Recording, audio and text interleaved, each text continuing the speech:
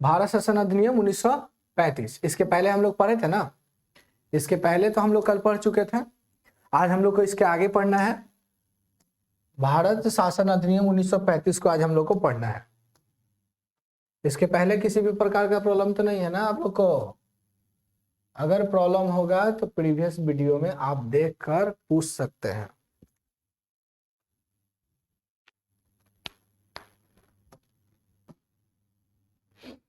चलिए, इस अधिनियम की घोषणा 1935 में भारत सरकार के द्वारा की गई। इस अधिनियम की घोषणा भारत सरकार द्वारा 1935 ईस्वी में की गई थी। इस अधिनियम की प्रमुख विशेषता थी, क्या क्या इस अधिनियम का विशेषता था जी, इसके बारे में हम लोग पढ़ेंगे विस्तार पूर्वक। पहली विशेषता इसमें था कि भारत को विभिन्न राज्यों का एक संघ बनाने का प्रस्ताव रखा। यदि आधे से अधिक राज्योचित यानी राजवाड़े सहमत हो। भारत आप लोग जानते हैं कि पहले खंड बाई खंड विभाजित था, यानी छोटे छोटे टुकड़ों में टूटा हुआ था भारत, है ना। हर एक में राजा का शासन था। पूरे भारतवर्ष के देखिएगा तो छोटे छोटे टुकड़ों में भारत टूटा हुआ था। 1935 अधिनियम में कह दिया गया कि क्या किया जाए, इस सब को एक में शामिल किया जाए। इस सब को क्या किया जाए, एक में शामिल किया जाए, इसको बात को कहा गया। यानी सब भारत के जितने भी राज्य है ना, उन सभी को मिलाने की बात किया गया। 1935 अधिनियम के प्रस्ताव में रखा गया था, इस बात को कहा गया। प्रांतीय स्वायत्तता के अंतर्गत प्रांतीय सरकार के मंत्रियों को विधायकी के प्रति उत्तरदायी बना दिया जाए। यानी जो भी यहाँ के जो मंत्री हैं उसको उत्तरदायी बना दीजिए, उसको दे दीजिए इसकी रक्षा करने के लिए, है ना। यानी डायरेक्टली अगर बात किया जाए और क्या किया जाए, और इसमें कहा क्या है, विधायकी की शक्तियां में वृद्धि कर दिया जाए। यानी जो भारत में जो मंत्री हैं उनकी शक्ति में वृद्धि कर दिया जाए। तो पावरफुल तो थे नहीं, जो भी पावरफुल वाला थे वो कहाँ थे, वो आपको कहाँ शासन करते थे, तो वो करते थे आपको अंग्रेज करते थे, है ना, अंग्रेज करते थे। इसके बाद क्या क्या है, कहा गया जी, वोट देने का अधिकार बोला गया, है ना। वोट देने के अधिकार को कहा गया, वोट देने के अधिकार को कहा गया।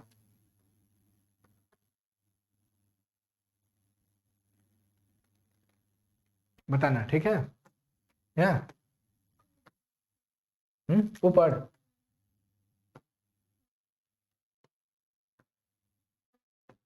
ये वोट देने के अधिकार को सीमित रखा गया था। देखिए यहाँ पे, चलिए हम लोग पढ़ते हैं। वोट देने का अधिकार सीमित ही रखा गया, केवल 14% व्यक्तियों को ही मताधिकार देने का अधिकार था। भारत में वोट देने का अधिकार मात्र 14% लोगों को ही था। इसमें भी फीमेल नहीं दे सकती थी, लेडीज नहीं दे सकती थी। दैत्य शासन व्यवस्था को प्रांतीय स्तर पर समाप्त करे और इसे केंद्रीय स्तर पर लागू कर दिया जाए। ये दोहरी शासन जो लाया गया था ना, इसको समाप्त करने की बात कहा गया और बोला गया कि ये जो भी कंट्रोल होगा केंद्र से होगा, जैसे अभी होता है वर्तमान में। सबसे पावरफुल अभी कौन है, केंद्र, है ना। उसी प्रकार से इसमें भी कहा गया कि केंद्र की शासन को लाया जाए, एक सरकार का गठन किया जाए और उसके द्वारा शासन किया जाए भारत को। इस बात को इसमें कहा गया 1935 अधिनियम में। और साथ में यह भी कहा गया वायसराय को अब अधिक शक्ति प्रदान कर दी गई है, अब विधायक के प्रति उत्तरदायी नहीं था। यानी वायसराय को ज्यादा पावरफुल था उस समय, वायसराय बहुत ज्यादा पावरफुल था। ये जो सरकार थी यानी कि ये विधायकी था, जो मंत्री थे उसको पावरफुल नहीं था, है ना, पावरफुल नहीं था, ये कमजोर था। इस अधिनियम को कांग्रेस, मुस्लिम लीग, रजवाड़ों ने अस्वीकार कर दिया। इसको क्या बोला कि मुस्लिम लीग, कांग्रेस और इसको क्या क्या ठुकरा दिया, बोला प्रस्ताव सही नहीं है। 1937 ईस्वी में कांग्रेस और मुस्लिम लीग ने प्रांतीय विधायकी और चुनाव में शामिल होने का निश्चय किया। ये कहा कि अब चुनाव कराया जाए, 1937 में कहा गया, है ना, ये कहा गया। फिर इसमें ये बात को इसमें कह दिया गया कि इस चुनाव में कांग्रेस को भारी बहुमत प्राप्त हुआ था। जब चुनाव हुआ आपका 1937 के बाद कांग्रेस और मुस्लिम लीग प्रांतीय विधायकों के लिए चुनाव जब किया गया तो इसमें भारी संख्या में किसके बहुमत आया था, बहुमत का मतलब क्या होता है? बहुत सारे मत यानी बहुत सारे वोट। इसे 11 में से 7 प्रांत सरकार बनाने का अवसर मिल गया था कांग्रेस को। चुनाव करवाया गया 1937 में, कांग्रेस को 11 प्रांत में से 7 गो पर जीत हासिल हो गया, है ना। मुस्लिम लीग, हालांकि मुस्लिम लीग बहुल क्षेत्रों जैसे पंजाब, सिंध, बंगाल में भी बहुमत प्राप्त नहीं कर पाई। मुस्लिम लीग क्या किया, बहुत सारे प्रांतों में ये क्या किया, ये इसको सीट नहीं मिल पाया, ये बहुमत नहीं प्राप्त किया, इसको वोट नहीं मिल पाया। कांग्रेस सरकारों और मंत्रिमंडलों ने शक्तियां राज्य में शिक्षा, जन स्वास्थ्य, जल निकास आदि की जन सुविधा को बेहतर बनाने के कार्य किया, कार्य किया, है ना। इसको ये बोला जब जीत गया तब ये सब काम करने का काम किया। हम लोग को पढ़ना है इसके बाद द्वितीय विश्व युद्ध। आप लोग जानते हैं प्रथम विश्व युद्ध हुआ था 14 से 18, 1914 से 1918, जबकि द्वितीय विश्व युद्ध कब हुआ था? 1939 से 45। कब हुआ था दूसरा विश्व युद्ध? बोलिए। 1939 से 45 में द्वितीय विश्व युद्ध हुआ था। कब हुआ था? बोलो। 1939 से 1945 में यह हुआ था। 1939 में द्वितीय विश्व युद्ध आरंभ हुआ। इस युद्ध का आरंभ जर्मनी द्वारा पोलैंड पर कब्जे से हुआ था, जबकि प्रथम विश्व युद्ध का तात्कालिक कारण क्या था? बोलिए। प्रथम विश्व युद्ध का तत्कालीन कारण क्या बना था? बताइए। पढ़ा था ना हमको प्रथम विश्व युद्ध? हाँ, ऑटोमन साम्राज्य के उत्तराधिकारी को मार दिया गया था। किसके द्वारा मार दिया गया था? बोलिए बोलिए, जल्दी बताइए आप।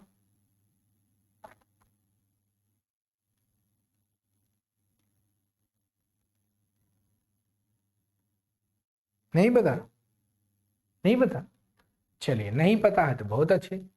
देखिए, आपको पहले बताया था कि जो ऑस्ट्रिया और हंगरी, ऑस्ट्रिया का जो राजा था, उत्तराधिकारी था, उसको मार दिया गया था, जिसके कारण था प्रथम विश्व युद्ध आरंभ हो गया था। और दूसरा विश्व युद्ध क्या हुआ था कि जर्मनी द्वारा पोलैंड पर कब्जा कर लिया गया। जर्मनी ने किस पर कब्जा कर लिया? पोलैंड पे कब्जा कर लिया, तथा पश्चिमी पूर्वी यूरोप में भी देश इसमें शामिल हो गए। और 7 जनवरी 1941 ईस्वी को जापान द्वारा अमेरिका के नौसैनिक पर बड़े बेरे पर, जो कि पर्ल हार्बर पर स्थित था, हमले में वैश्विक स्वरूप से ये कर दिया। मतलब सबसे पहले जो हुआ था, जर्मनी जो था पोलैंड पर कब्जा कर लिया, और जापान जो था ना, जापान अमेरिका के सैनिक जहाज पर, अमेरिका का जो सैनिक जहाज था उस पर आक्रमण कर दिया, उसको ध्वस्त कर दिया, जिसके कारण से अमेरिका क्या हो गया? गुस्सा हो गया और इस युद्ध में भाग भी लिया था। उस समय भारत इंग्लैंड का एक उपनिवेश था। उस समय भारत गुलाम था। किसका गुलाम था? अंग्रेजों का। इस कारण से भारी संख्या में भारतीय सैनिक भी तैनात हुए थे द्वितीय विश्व युद्ध में, क्योंकि आप जान रहे हैं भारत 15 अगस्त 1947 को आजाद हुआ, और उस समय हम लोग गुलाम थे जब ये आपका युद्ध हो रहा था 1939 से 45 में। तो भारी संख्या में भारत के जो सैनिक थे वो भी तैनात हुए, और ऐसा ब्रिटेन द्वारा भारत को युद्ध के एक पक्ष के रूप में घोषित कर देने के फलस्वरूप हुआ। कांग्रेस ने इस घोषणा का तीव्र विरोध किया, यानी बिना पूछे कांग्रेसों से, बिना भारतीयों से पूछे इस युद्ध में बहुत ही ज्यादा सैनिकों को क्या किए? भर्ती कर दिए, बिना पूछे भारतीयों से। भारतीय सैनिकों को बिना पूछे कांग्रेसों से और भारतीयों से वो क्या किए? इस युद्ध में घोषणा कर दिए, भेज दिए, है ना। भारत को इस युद्ध में सम्मिलित कर लिया गया, है ना। इस युद्ध में शामिल कर लिया गया प्रथम विश्व युद्ध, द्वितीय विश्व युद्ध में, है ना। ये देखिए, द्वितीय विश्व युद्ध में शामिल किया गया है। द्वितीय विश्व युद्ध में क्या किया गया? शामिल कर लिया गया, यही ना है। शामिल कर लिया गया, ठीक है। 1943 ईस्वी में 1943 में बंगाल में पड़े भीषण अकाल से 30 इस साइड है ना, वही तो हम भी बोलेंगे, ये है ना। चलिए, ये क्या किया, कांग्रेस से बिना पूछे, भारतीयों से बिना पूछे ही द्वितीय विश्व युद्ध में भारतीय सैनिकों को क्या कर दिया, भर्ती कर दिया, वहां तैनात कर दिया। प्रार्थना करने से पूर्व ब्रिटेन भारत को स्वतंत्र घोषित करे, यानी पहले बोला कि आप स्वतंत्र घोषित कर दीजिए, लेकिन ऐसा नहीं हुआ। लेकिन ब्रिटेन ने कांग्रेस की इस मांग को अनसुना कर दिया। कांग्रेस ने कहा कि आप हमें स्वतंत्र कर दीजिए, हम आपके साथ जाएंगे युद्ध लड़ने के लिए, लेकिन ब्रिटेन इसकी बात को नहीं सुना, कांग्रेस की बात नहीं सुना, जिसके कारण से कांग्रेस ने भी क्या किया, इसका विरोध किया और उसके सरकार, जो प्रांतीय सरकार में था, उसको त्याग पत्र दे दिया। जो भी कांग्रेस के सरकार संभाल रहे थे अंग्रेजों का, वो सब क्या किए, त्याग देने का काम किए, क्योंकि पूछना चाहिए था, बिना पूछे ही क्या किया था, ये युद्ध में शामिल कर लिया गया था। इस कारण से भारतीय के जो कांग्रेस जो थे, ये विरोध करने लगे। नोट्स पॉइंट का देखिए यहाँ पे, कांग्रेस मंत्रिमंडल के त्याग पत्र वाले दिवस को मुस्लिम लीग ने मुक्ति दिवस के रूप में मनाया। जब द्वितीय विश्व युद्ध में बिना पूछे भारतीयों से, बिना पूछे कांग्रेसों से भारतीयों सैनिकों को तैनात कर दिया गया, तो इससे विरोध, गुस्सा हो गए यहाँ के लोग, और साथ में कांग्रेस ने भी और इसे बोले कि यदि आपको शामिल होना है, करना ही है, तो ठीक है, आप पहले स्वतंत्र कर दीजिए तब। लेकिन इस बात को सुना नहीं ब्रिटेन वाले लोगों ने, अंग्रेजों सरकार ने नहीं सुना, जिसके कारण से यहाँ के जो लोग थे, मतलब मंत्री जो थे, वो त्याग पत्र दे दिए। और इस त्याग पत्र को, कांग्रेस की त्याग पत्र को मुक्ति दिवस के रूप में मुस्लिम लीग ने बनाया था। 1940 ईस्वी में मुस्लिम लीग ने लीग के लाहौर अधिवेशन में मोहम्मद अली जिन्ना ने द्विराष्ट्र सिद्धांत का प्रतिपादन कर दिया, और 1940 में ही मोहम्मद अली जिन्ना लाहौर अधिवेशन में यह कह दिया, कांग्रेस के लाहौर अधिवेशन में कह दिया कि अब इसको दो राष्ट्र बनाया जाए, यानी भारत और पाकिस्तान को बनाया जाए। जबकि बताइए, सबसे पहले पाकिस्तान शब्द का प्रयोग किसने किया था, बताइए, पढ़ा था ना, कौन ऐसा व्यक्ति था, तृतीय युद्ध में गोलमेज में हुआ था, कौन ऐसा व्यक्ति था जो कांग्रेस का पाकिस्तान की शब्द को रखा था, जल्दी बताइए, कौन? अली, रहमत अली, है ना। उसने यह घोषणा किया कि पाकिस्तान का निर्माण कर दिया जाए। कौन बोला था कि पाकिस्तान का निर्माण कर दिया जाए? मोहम्मद अली जिन्ना। मोहम्मद अली जिन्ना ने क्या बोला कि पाकिस्तान को अब एक अलग राष्ट्र बनाइए, यानी भारत को विभाजित कीजिए और पाकिस्तान बनाइए और भारत बनाइए, है ना। यानी भारत की क्या कर दिया गया, यानी बांटने की बात कर दिया गया, भारत को बांटने की बात कर दिया गया। मोहम्मद अली जिन्ना ने इस बात को रखा था। गांधी जी कहे थे कि हम मर जाएंगे, हमारे लाश पर से भारत का दो टुकड़ा होगा। लेकिन इतना ज्यादा हिंसक बर्ताव होने लगा कि यहाँ के जो थे जवाहरलाल नेहरू जी, सरदार वल्लभ भाई पटेल, ये कहें कि आने वाले समय में यहाँ के लोग सांप्रदायिक दंगों का शिकार हो जाएंगे, लोग आपस में लड़ने लगेंगे, इसलिए इसको विभाजित कर दिया जाए। और विभाजन कर दिया गया, भारत से एक छोटा सा हिस्सा बना दिया गया पाकिस्तान, यानी पाकिस्तान एक देश बन गया। अगस्त 1942 में, अब हम लोग को पढ़ना भारत छोड़ो आंदोलन। भारत छोड़ो आंदोलन कब हुआ था? 1942 में। भारत छोड़ो आंदोलन कब हुआ? 1942 में। अगस्त 1942 में गांधी जी ने भारत छोड़ो आंदोलन आरंभ कर दिए। क्वेश्चन पूछा जाएगा, भारत छोड़ो आंदोलन किसने आरंभ किया? तो गांधी जी ने। कब? 1942 में। गांधी जी के मां का क्या नाम था? पुतली बाई। पिता का नाम करमचंद गांधी, बेटे का नाम हरिलाल, मनीलाल, देवदास, रामदास। बिल्कुल सही आपका, है ना। तो गांधी जी भारत छोड़ो आंदोलन कब स्टार्ट किए? 1942 में। याद रखिएगा, 8 अगस्त 1942 को अखिल भारतीय कांग्रेस समिति ने मुंबई में भारत छोड़ो आंदोलन का प्रस्ताव पारित कर दिया तथा अंग्रेजों को तुरंत भारत छोड़ देने की चेतावनी दी।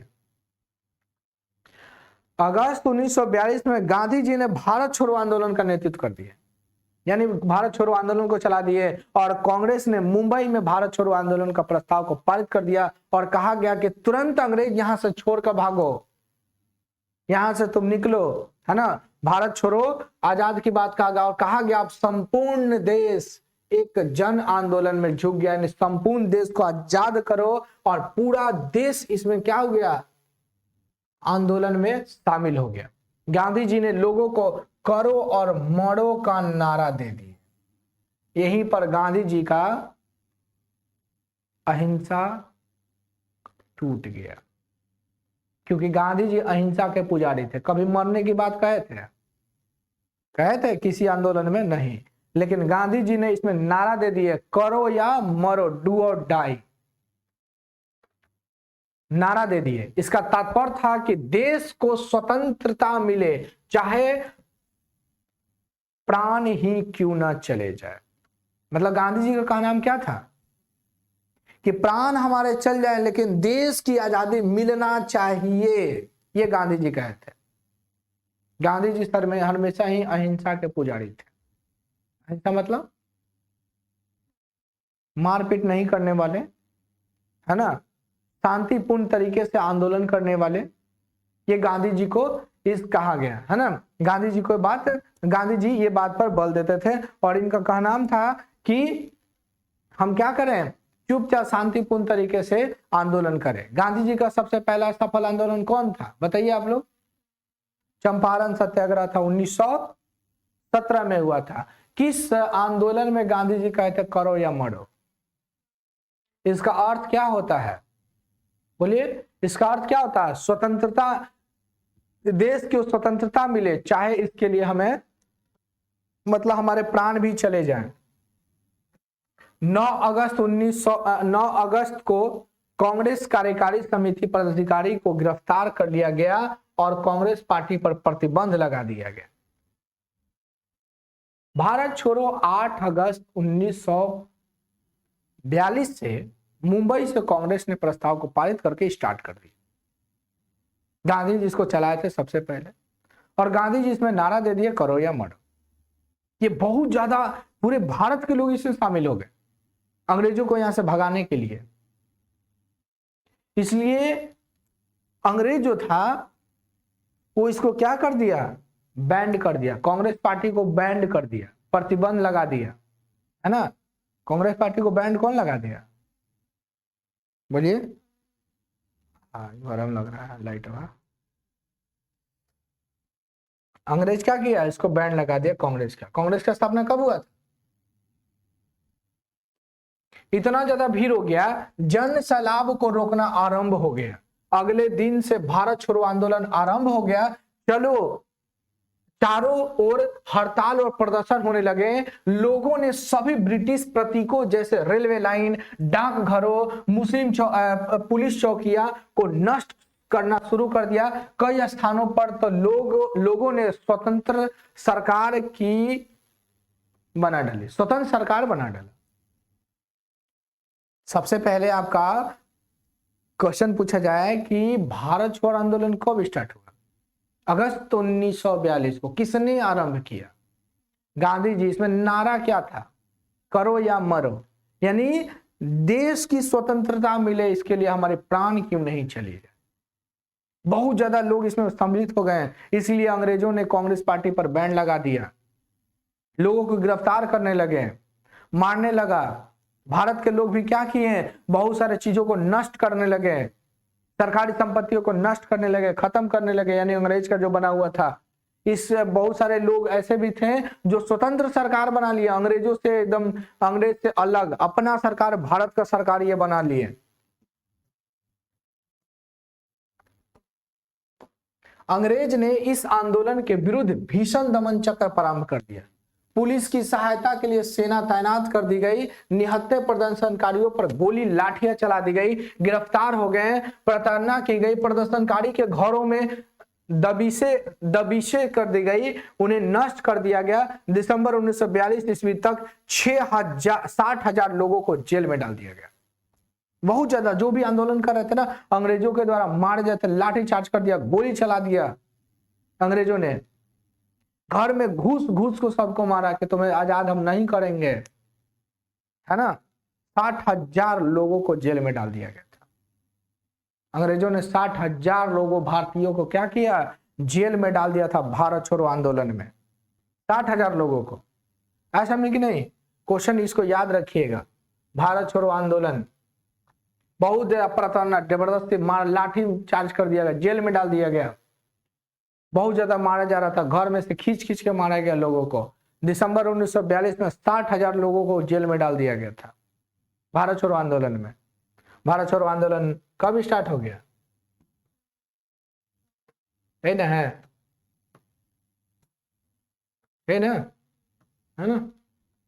चलिए 1943 ईस्वी में बंगाल में पड़े भीषण अकाल में 30 लाख लोग मारे गए। 1942 में तो भारत छोड़ो आंदोलन चल रहा था, 43 आया तो भीषण अकाल बंगाल में पड़ गया। अब बंगाल में भीषण अकाल पड़ गया, 30 लाख लोग से भी अधिक मारे गए थे। अंग्रेजों ने यहां लोगों के लिए कुछ नहीं किया। अब दुखद क्षणों में किसान सभा ने लोगों को कई सुविधाएं उपलब्ध कराई थी। बहुत सारे लोग, अकाल जब पड़ा ना तो बहुत सारे लोग मर गए। 30 लाख लोग बहुत ज्यादा होता है, इतने लोग मर गए, भूख से मर गए। भूख से अंग्रेज ने कुछ नहीं किया। किसान सभा के जो लोग थे वो क्या कर रहे थे, थोड़ा बहुत जो भी उनके पास हो रहा था उसको डिस्ट्रीब्यूट किए, सहायता कर रहे थे, है ना।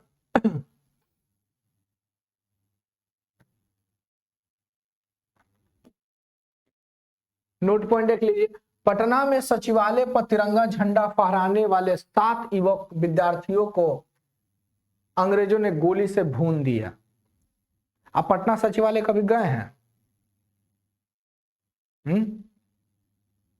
भारत छोड़ो आंदोलन के समय में क्या किया गया था, तिरंगा, पटना सचिवालय तिरंगा फहरा दिया। भारत के 7 युवक, सारों तो युवक को गोली से मार दिया।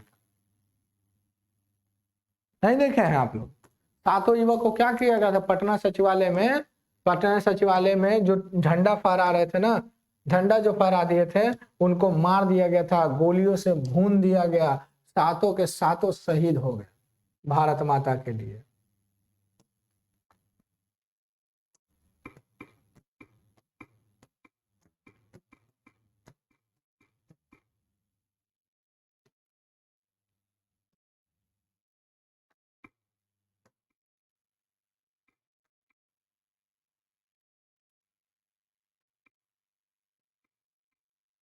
वर्ड में कहाँ चल गया जी?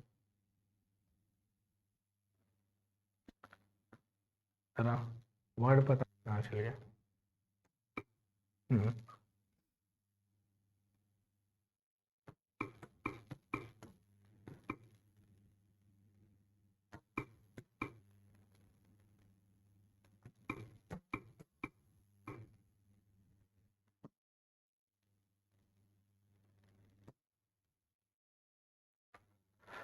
देखिए ये फिगर आप लोग देखे होंगे, देखे ऐसा कभी फिगर? कहीं किताब उताब में कहीं देखे होंगे।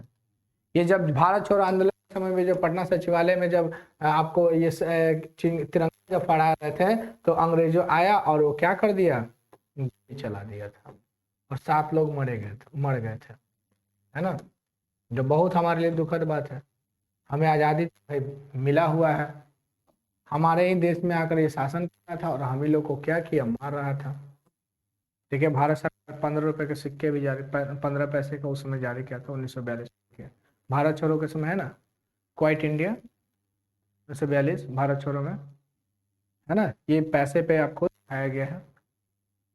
ये 7 लोग क्या थे, शहीद हो गए थे, झंडा फहरा दिए थे जाके सचिवालय पे। अंग्रेजों ने क्या कर दिया था, अंग्रेज इस सबको मार दिया था।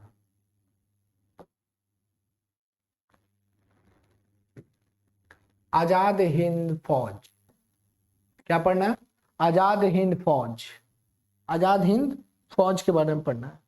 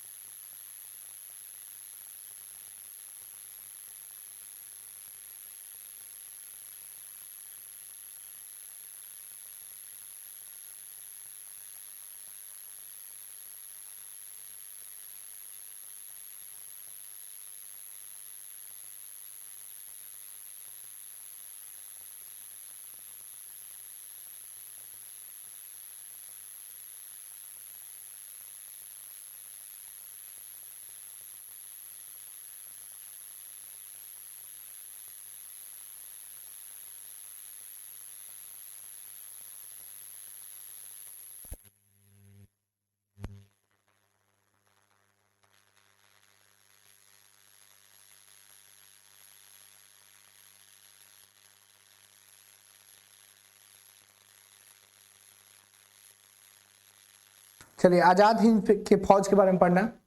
आजाद हिंद फौज, चलिए हम लोग पढ़ते हैं। आजाद हिंद फौज Indian national army, Indian national army INA के निर्माण के पश्चात स्वतंत्र आंदोलन मजबूत हो गई। रास बिहारी बोस की इंडियन इंडिपेंडेंस लीग ने आजाद हिंद फौज का निर्माण के प्रमुख भूमिका निभाई थी। हिटवा लगा दो। ठीक है, आजाद हिंद फौज इंडियन नेशनल आर्मी, इसको स्थापना में सबसे अहम भूमिका निभाने का काम इंडियन नेशनल इंडिपेंडेंट लीग ने किया था। आजाद हिंद फौज को निर्माण कर रास बिहारी बोस के द्वारा स्थापना किया गया था इंडियन इंडिपेंडेंट लीग, और जो इसमें क्या किया था, बहुत ज्यादा ही सहयोग किया था इसको स्थापित करने में। जनरल मोहन सिंह को आजाद हिंद फौज का नेता चुना गया। क्वेश्चन पूछा जाएगा आपसे कि बताइए आजाद हिंद फौज का नेता किसे बनाया गया था? क्या हो जाएगा? जनरल मोहन सिंह को बनाया गया था। किसको बनाया गया था? जनरल मोहन सिंह को आजाद हिंद फौज का नेता बनाया गया था, नेता बनाया गया। इस सेना में अधिकतर युद्ध बंदी थे जो ब्रिटेन की ओर से द्वितीय विश्व युद्ध में लड़ रहे थे। इसमें जानते हैं INA में किसको रखा गया? द्वितीय विश्व युद्ध में जो भी युद्ध में बंदी बनाए गए थे ना, द्वितीय विश्व युद्ध में जो भी बंदी बना लिए गए थे वही लोग इसमें शामिल थे। जो द्वितीय विश्व युद्ध में युद्ध लड़ रहे थे, युद्ध में बंदी बन गए थे, दूसरे देशों के द्वारा बना लिया गया था, वही सब को थे इसमें शामिल थे, तथा जिन्हें जापान द्वारा पकड़ लिया गया था। देखिए जापान द्वारा जो पकड़ लिया गया था ना, इसमें ये सब शामिल थे। INA में, इंडियन नेशनल आर्मी में, इंडियन नेशनल आर्मी में सबसे अहम भूमिका किसकी थी? रास बिहारी बोस की। इनकी पार्टी कौन थी, मतलब इनके द्वारा जो स्थापना किया उसका क्या नाम था? इंडियन इंडिपेंडेंट लीग ने सहयोग किया था इसको स्थापना करने में, और इसमें वही लोग शामिल थे जो द्वितीय विश्व युद्ध में लड़े थे और वो जेल में बंद थे। वही जेल में जो बंद थे ना, उसी में से सबको आर्मी बनाया गया था, और इसमें सबसे प्रमुख कौन थे? जनरल मोहन सिंह थे सबसे प्रमुख। ठीक है, दक्षिण पूर्व एशिया में बसे कुछ भारतीयों ने भी आजाद हिंद फौज में सम्मिलित हो गए। दक्षिण पूर्व एशिया में जो भी और भी बहुत सारे भारतीय जो लोग थे उसमें भी इसमें शामिल हो गए। कुल मिलाकर फौज इसमें 45,000 हो गए। कितने सैनिक हो गए इस फौज में? 45,000 इसमें सैनिक हो गए। तो काफी ज्यादा ना 45,000। 45,000 सैनिक बहुत ज्यादा है ना। 45,000 ये सैनिक हो गया। 1943 ईस्वी में आजाद हिंद फौज की कमान सुभाष चंद्र बोस जी संभाल ली। क्वेश्चन पूछा जाएगा आजाद हिंद फौज की स्थापना कब हुआ?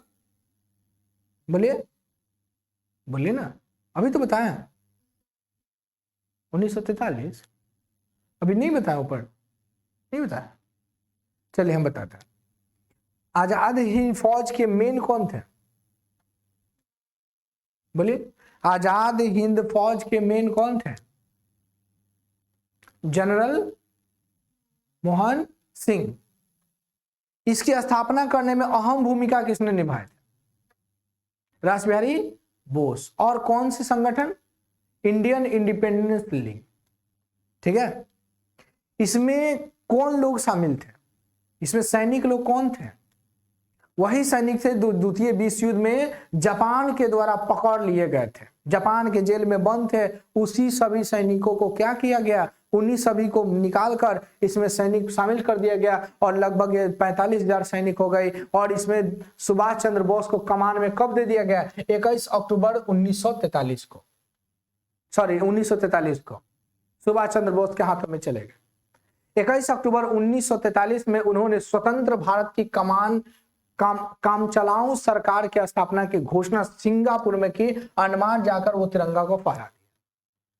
क्वेश्चन पूछा जाएगा कि काम चलाऊ सरकार मतलब काम चलाने वाला भारत की सरकार को बना दिया, सिंगापुर में बना दिए थे, ऐसा में सिंगापुर में बना दिए, इसकी घोषणा कर दिए। और यह तिरंगा अंडमान निकोबार में यानी अंडमान में जाकर तिरंगा फहराया था 1900 कब? यहां लिख रहे हैं कब फहराया था। क्वेश्चन पूछा जाएगा आपसे कि भारत की तिरंगा सबसे पहले अंडमान निकोबार में किसने फहराया? इन्हीं का सपना था ना कि दिल्ली के लाल किले पर झंडा फहरे, इन्हीं का सपना था।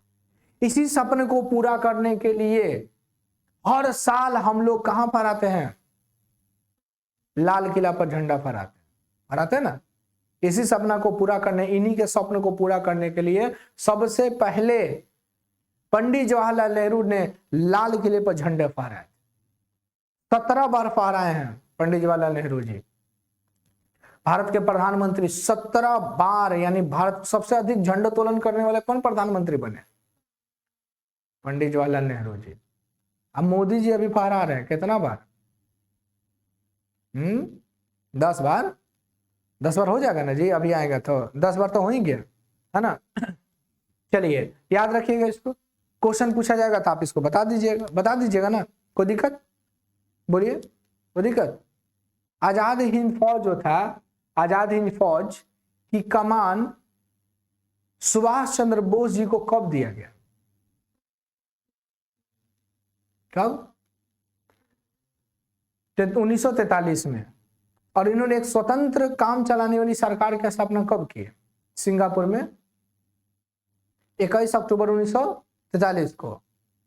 भारत के झंडा सबसे पहले अंडमान निकोबार में किसने फहराया? सुभाष चंद्र बोस। यहीं पर काला पानी का सजा मिलता था अंडमान निकोबार। काला पानी का सजा, काला पानी का समझते हैं? काला पानी का सजा वहां पे दिया जाता था अंडमान निकोबार में, जेल था ये, उसी जेल में दिया जाता था।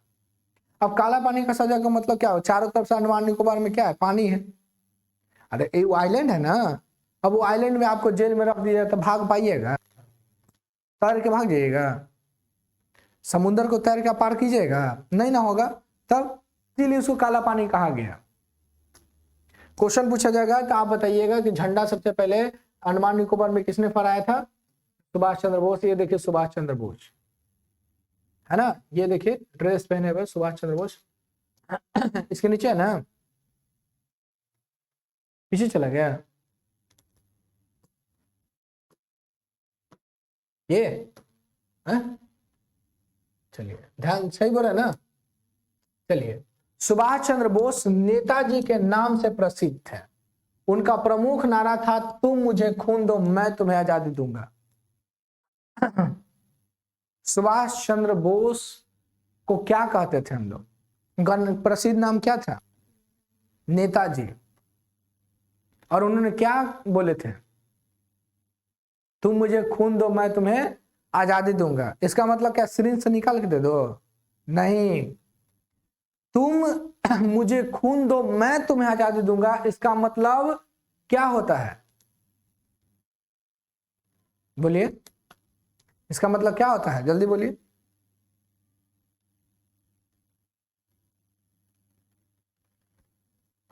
इसका मतलब यह होता है कि तुम कड़ी मेहनत करो, फसल को उपजाओ, भारत की स्वतंत्रता में भाग लो, है ना।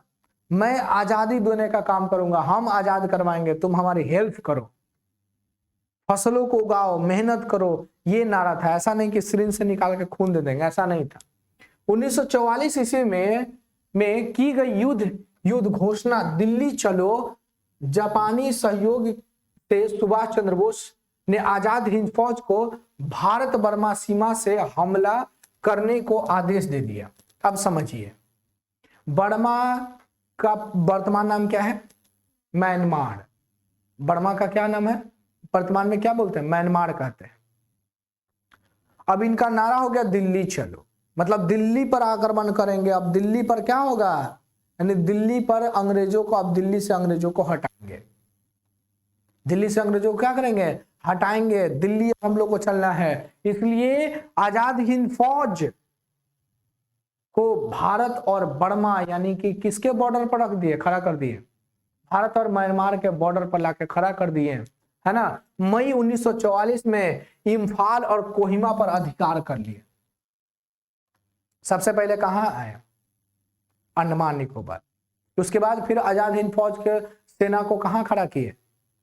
भारत और म्यांमार के बॉर्डर पर। उधर से कब्जा करते हुए कहां पहुंचे? कोहिमा, इम्फाल, ये सब पर स्थापित कर दिया, अपना कब्जा कर लिए 1944 में। हालांकि जापानी सेना के वापस लौट जाने के पश्चात बर्मा पर पुनः 1945 में ब्रिटिश सेना का अधिकार हो गया। अब बात समझिए आप, 1944 में बर्मा पर तो अधिकार था, मतलब बर्मा पर और ये सब पर अधिकार था, लेकिन जापानी सैनिक वापस चली गई। तो 1945 में फिर से बर्मा पर अंग्रेजों ने क्या किया? अपना वर्चस्व बढ़ा दिया, वो उसको अपने कब्जे में ले लिया। आजाद हिंद फौज के प्रमुख सैनिक को जेल में डाल दिया गया। माना जाता है कि अगस्त 1945 में टोक्यो जाते हुए नेताजी का विमान दुर्घटना के कारण उनकी मृत्यु हो गई, ऐसा कहा गया, है ना। टोक्यो जा रहे थे और विमान दुर्घटना हो गई, जिसके कारण ये क्या हो गया? इनकी मृत्यु हो गई। लेकिन इनकी मृत्यु के बारे में भी ये विवाद है।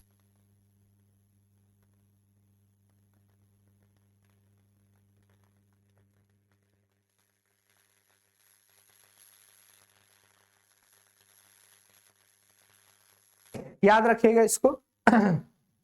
इस प्रकार आजाद हिंद फौज भारत को विदेशी पंजों से छुड़ाने में असफल रही। आजाद हिंद फौज का सपना था कि हम लाल किले के ऊपर झंडा फहराएंगे, लेकिन ये सपना ही रह गया। इसलिए सपना रह गया क्योंकि आजाद हिंद फौज ने तो वो सभी काम किए जो करना चाहिए था भारत के लिए, वो कहीं किए, लेकिन बहुत जितने प्रमुख नेता थे उस सबको जेल में डाल दिया गया अंग्रेजों के द्वारा। और इसके जो मेन लीडर थे आजाद हिंद फौज के, सुभाष चंद्र बोस जी, उनका प्लेन दुर्घटना में क्या हो गया? विमान दुर्घटना में इनकी मृत्यु हो गया, जिसके कारण से ये क्या हुआ? फिर से इसको हम असफल मानेंगे। यानी हम लोग क्या हुआ? फिर से गुलामी के जंजीर में जैसे जी रहे थे वैसे ही हम लोग जिए। यानी हम लोग आजाद हिंद फौज ने भारत को आजाद नहीं कर पाया। महिलाएं भी बड़ी संख्या में आजाद हिंद फौज में थी, बहुत ज्यादा महिलाएं भी थी इसमें।